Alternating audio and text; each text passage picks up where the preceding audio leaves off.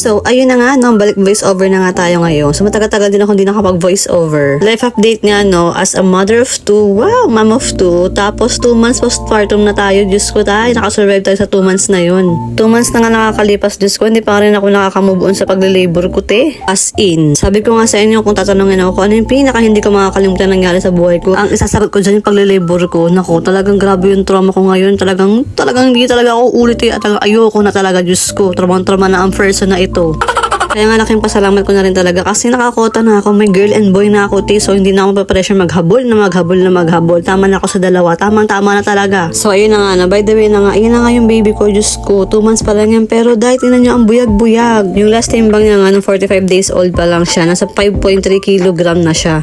So ngayon hindi ko alam kung ilang kilo na to, baka Diyos ko, lagpas 6 or 7 kilo na to. Paano ba naman napakalakas dumede, Diyos ko. Tapos bigat na rin ako sa kanya, ti. Tapos ang kulit ng mga 26 babies ngayon kasi talagang pare-parehas sila. Kung umungol, kung lumungad. Tapos nung kaka 1 month niya pa lang, nakakita na siya. Tapos yung liig niya, kaya niya nang buhatin. Alam mo yun, talagang lalakasan ng buto nila. Kaya grabe napaka-advance sa mga 2026 babies ngayon. Dahil ata to sa vaccine ng pandemic, eh. Charis. So, ayan nga. So, 6:30 AM na yan. So, tapos na ang duty ko. So, duty na Daddy King. So, sayo at gusto mo, kailangan bumangon dyan, huy. Kasi ako naman matutulog. Tapos yan, magpapaaraw kasi silang dalawa niyan. Grabe, walang pala yung magpaaraw. Diyos ko, talagang present yan lagi magpaaraw. Sa sobrang present nga, Diyos ko, nangitim na nga yan si baby. Kasi kung makikita niyo sa part ng private part niya, di ba, naka-diaper yan pag nagpapaaraw. Diyos ko, ang puti. Hindi pantay sa may katawan niya, hindi pantay sa braso, sa muka. Kaya sabi ko, hala, kaputi pala tong baby ko na to.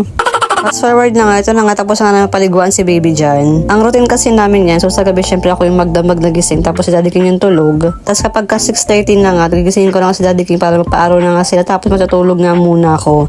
Tapos gigisingin niya naman ako ng 8:30 para paliguan na namin si baby. Tapos makakatulog ulit ako ng bandang 9. Tapos 9 hanggang alas 12 na yan. So 3 hours straight yung tulog ko niyan. Ay hindi pala kasi nagpapadede pa pala ako. So paputol-putol pa din, te.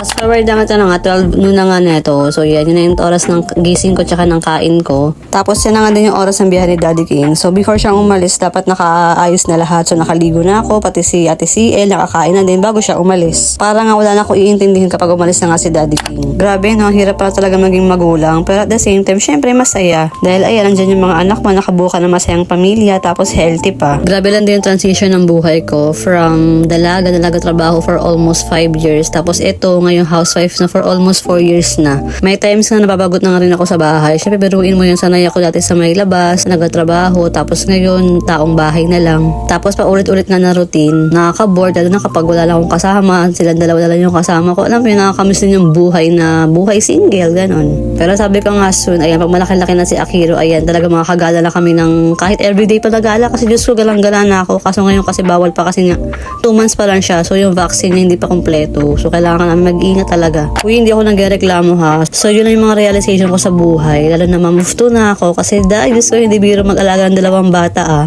Kasi nung unang buwan nga, Diyos ko talaga nagpasama nga ako sa mama ko dito. Minsan yung mga kapatid ko, salitan sila. Kasi hindi ko talaga kaya, Diyos ko, nang ako lang mag-isa tapos si Daddy King babiyahe. Lalo na masakit pa yung tahi ko, nang talagang pagod pa ako. Alam mo yun, talagang pagod na pagod pa yung katawang lupa ako. Syempre, kakaisang buwan ko pa lang, di ba? Tapos puyat pa. Kaya nga super thankful ako, tsaka swerte ko sa part na to kasi meron akong ganitong pamilya. Ay, nagdrama yan, ti.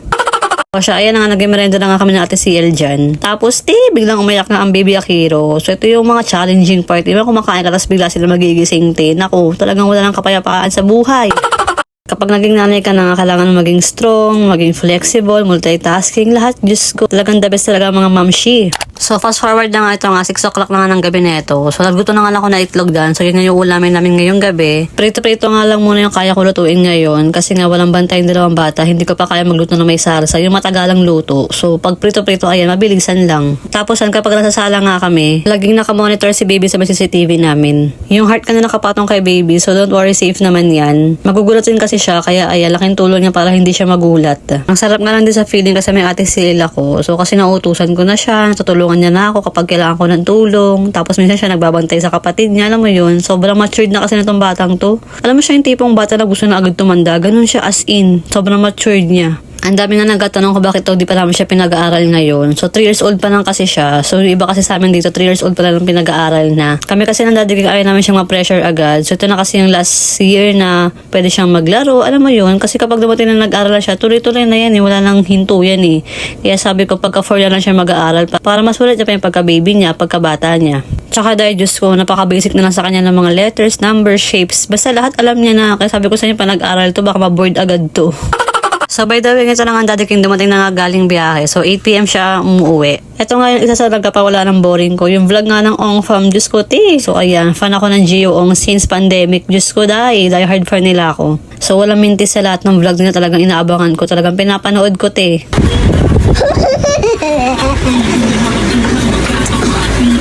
After na kumain ng Daddy King, so ayan, linis na siya ng kwarto, vacuum. So yan yung everyday routine niya. So siya lang gumagawa ng lahat ng yan. Tapos paligo kay Ate CL, hugas pinggan. So yan, talagang thankful din talaga ako sa asawa ko kasi napaka-responsible. Oh my God, laki ulo na naman yan. Charis. And syempre, ako naman kay Baby Akiro. So ayan, linis time na rin siya. Tapos yan, mag-i-sleep na kami. So ayun yung mga kaganapan namin sa buhay everyday. So ganun pa ulit na routine. Tapos onting harutan, ayan, bonding. So ayun nga lang. So hanggang dito na nga lang. So thank you for watching. Bye!